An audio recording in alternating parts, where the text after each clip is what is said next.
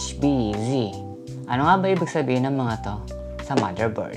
Hello mga bossing, Part 3 Unboxing Series Motherboard Edition. Kung napanood mo na yung Part 2 series ng video na to, for sure meron ka ng idea.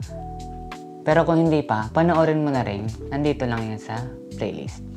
Okay, so this is the Gigabyte B760 ng Aorus Elite AX M80X na motherboard. So ito ay compatible sa LGA 1700 na processor na paggagamitan ko ng Intel i9 14th Gen. So 14900K unlock series ng Intel. So ano siya, white color siya for my white build system, syempre. And kung makikita natin, it's a B series ng motherboard. Kaya niya ang 4 sticks of RAM, may XMP options, 2 M.2, kaya niya ang 4 sticks of RAM, and meron siyang XMP option which is for RAM overclocking, and 2 M.2 SSD, kahit ilang storage yan, 1 terabyte, kung may 100 terabyte, joke lang, kayang-kaya yun. 1 terabyte, 2 terabyte, 4 terabyte, kayang-kaya niya. Okay? And though, kahit yun nga, B series siya, hindi siya overclockable para sa CPU. Yet, sa RAM pwede. So, bakit nga ba ito yung kinuha ko? Of course, white build. Ayun. White build, and gusto ko lang kasi ng M80X na PC case kasi ayoko nung ATX masyadong malaki, and hindi naman ako nagpaplano or wala akong balak mag-overclock ng CPU, pero soon, siguro someday, maisipan ko. Pero as of now, talagang wala. Yung RAM, doon lang pwede. Okay? And also, kung gusto nyo ng kung gusto nyo mag-overclock ng CPU, doon kayo sa Z series. Okay? So, B series, intended siya for non-overclocking, pero good siya for M80X size. So far, wala akong idea talaga sa motherboard. Ito yung super hirap na hirap ako sa paghanap ng i-build kong system. Okay? Si motherboard talaga, ang dami kong trials, ang dami kong hinanap, hanggang sa mauuwisan ako sa Z series na ATX. Pero sobrang pricey kasi niya para sa akin. And yun nga, wala akong balak mag-overclock. And, ayan. Basta nakita ko siya na, DDR5 ready. Kaya niya ang 14th gen ng Intel processors, i7 man or Intel. Basta 14th gen, kaya niya. So, tas M80X pa. Yun yung siguro top 3 na nag-consider sa akin para kuhanin to. Nag-try na rin ako mag-benchmark para sa 3 motherboard na pipiliin ko sana. Pero ito pa rin nag-outstand sa akin. So, ayan, kaya kinuha ko to. So, 760 model ng Gigabyte Aorus. I think ito yung latest. Meron siyang Q-Flash. Ayun. I'm a fan of letter A na brand, pero parang mas nagustuhan ko na yung Gigabyte. AD naman siya, Aorus. Katunog lang. Yung current PC ko is mula sa letter A.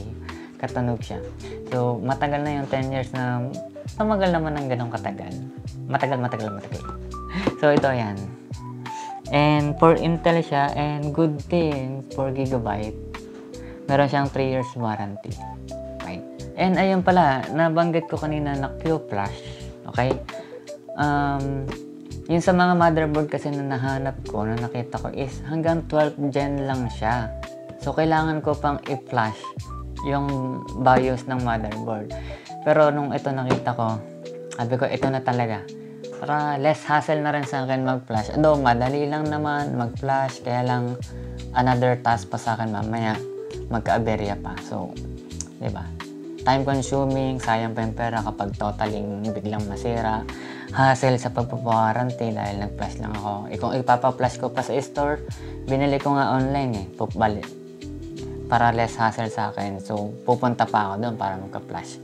For cons, hinahanapan ko siya ng cons, pero for its functionality, siguro, wala, goods na sa akin ng kahit anong motherboard. Basta, compatibility-wise, nahanap ko, eto na siya. And, sa performance, dahil hindi ko pa natetest, siguro kung gusto nyo ipa-review, ipa-benchmark sa akin, comment down below. So, gagawa natin ng video yan. Yun nga, dahil hindi ko pa alam sa performance, wala ko idea. Pero siguro yung cons talaga na ayoko dito, kung makikita natin, ayan.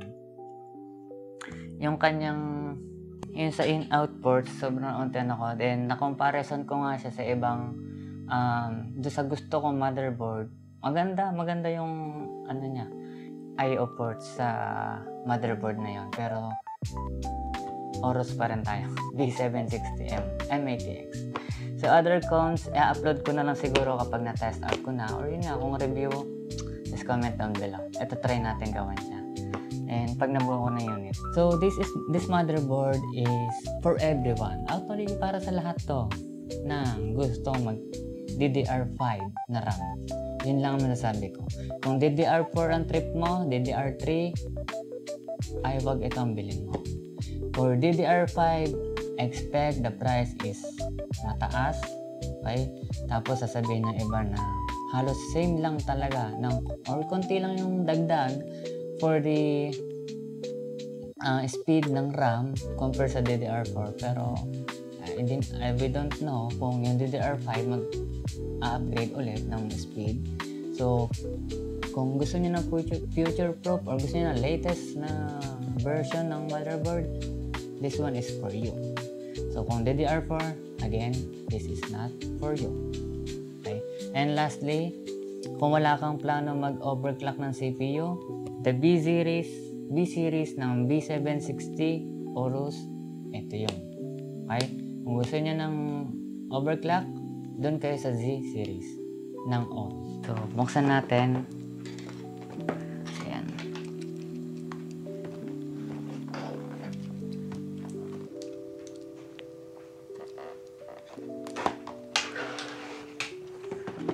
So, this is the reality, guys. Ayan. So, okay. Uy, para saan to? Meron tayong tawag dito? Hindi ko alam. So, meron tayo dito is it an antenna?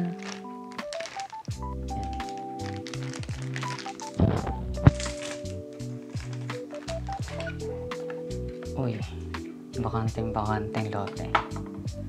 So, ayan na, yung ating motherboard.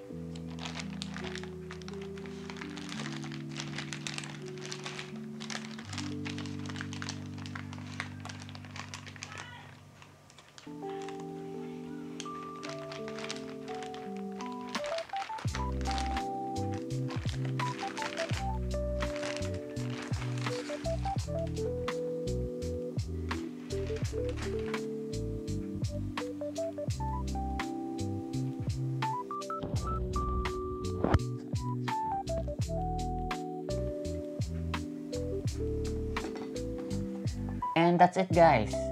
Don't forget to follow or subscribe para makita nyo pa yung mga susunod kong videos or kung gusto nyo makita yung complete setup ng PC build ko.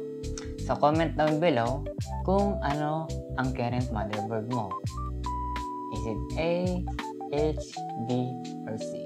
So, yun lang and see you in my next video.